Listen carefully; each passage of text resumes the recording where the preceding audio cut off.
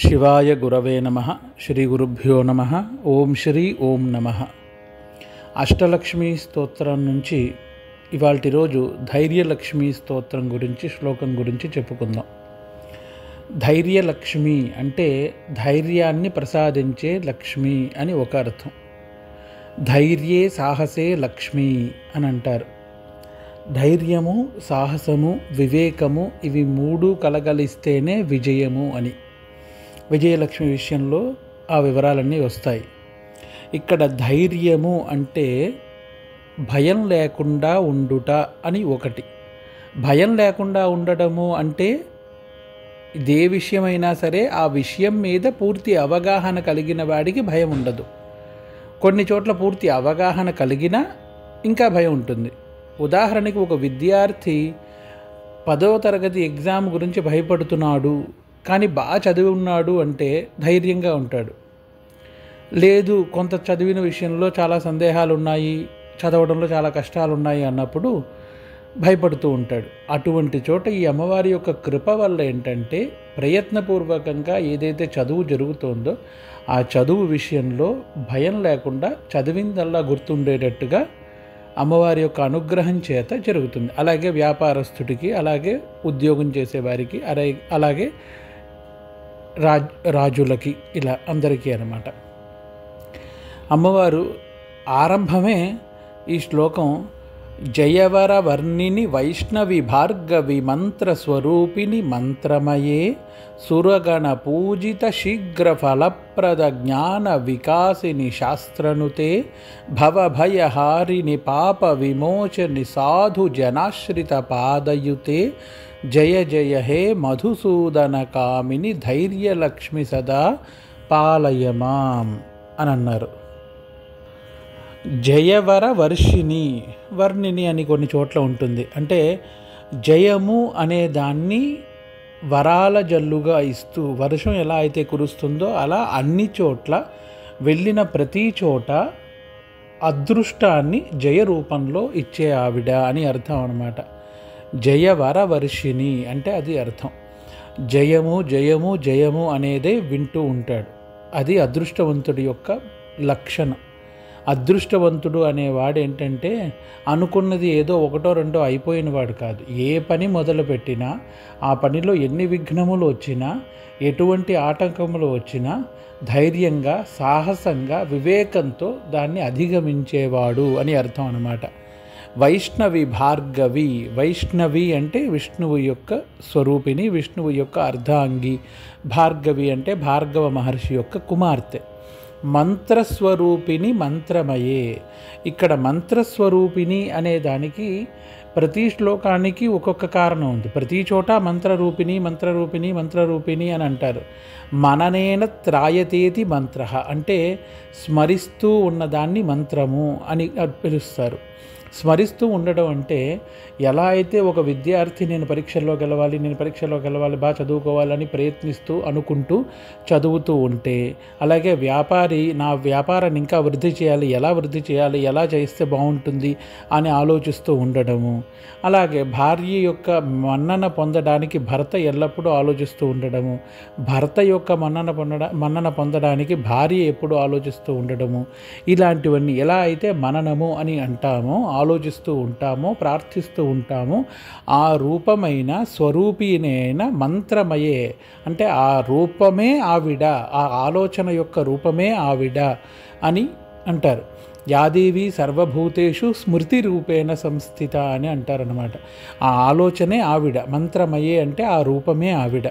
అటువంటి మహాలక్ష్మి అయిన సురగణ పూజిత, దేవతలచే పూజింపబడ్డ అని అర్థం.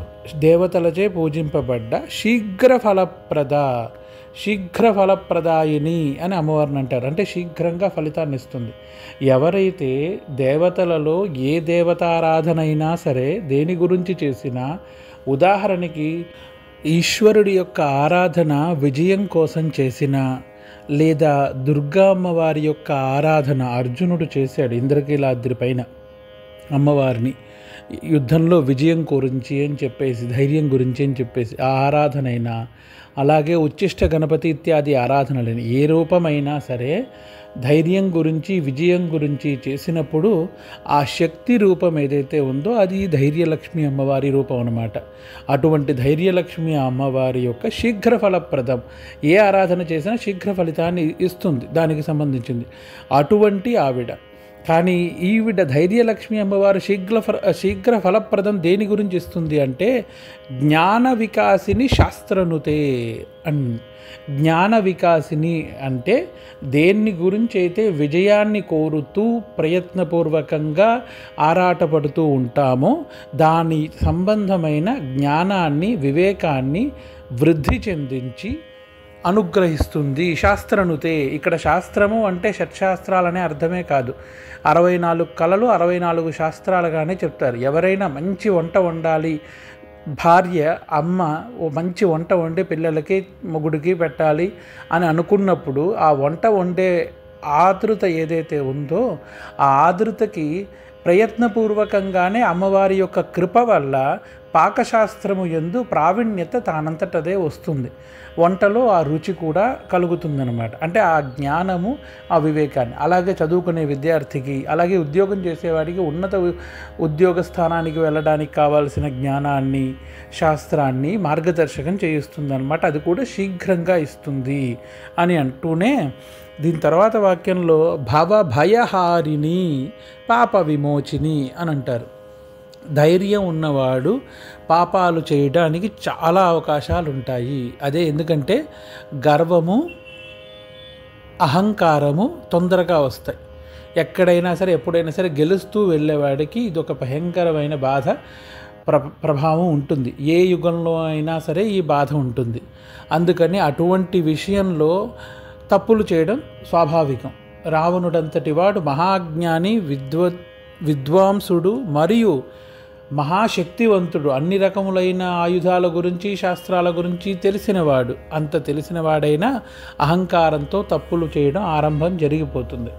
అలాగే చాలా చోట్ల చాలామంది ధైర్యం వల్ల లేదా గెలుపు ఎక్కువగా రావడం వల్ల ఆ గర్వాంధకారంలో వెళ్ళి తప్పులు చేస్తారు.